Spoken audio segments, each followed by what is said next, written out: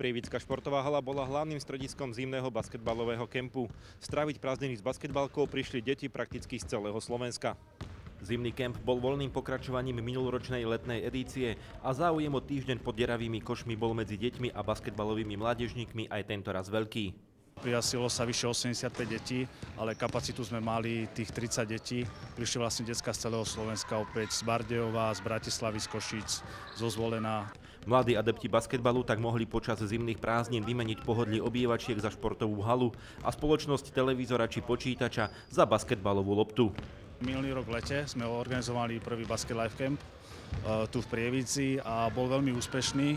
Prihlásilo sa veľa detí, takže sme niečo zorganizovali aj teraz na zimné, keď vieme, že tie decká vlastne prázdninujú a netrénujú a rodičia majú niekedy aj problémy ich dať niekde von, aby nestravili len všetky chvíle za počítačom.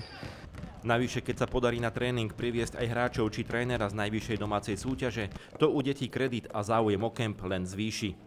Je to veľmi dobré, zatiaľ som sa tu naučila dosť veľa vecí, okrem techniky, ktorá sa zatiaľ ako neukazuje tu, ale streľba sa mi zlepšuje. No ja, keďže som rok nehrala, no tak mi to veľmi pomohlo, aj ku kondičke, aj práci s loptou. Tak je tu výborne, prišli sme sa s kamarátmi, aby sme trošku odišli z domu, sa sem pobaviť, naučiť sa niečo nové. Je tu španielský tréner z Prievidze, a mali sme teraz s hráčmi tréning, takže to bolo vynikajúco, zábava.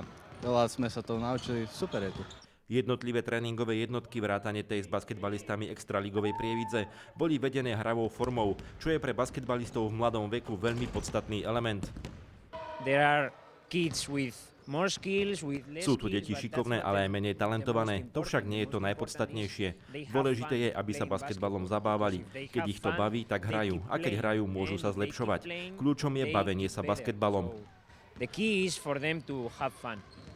Pri súčasnom záujme detí o basketbalový kemp na Hornej Nitre je veľmi pravdepodobné, že sa uskutoční opäť aj počas letných prázdnin.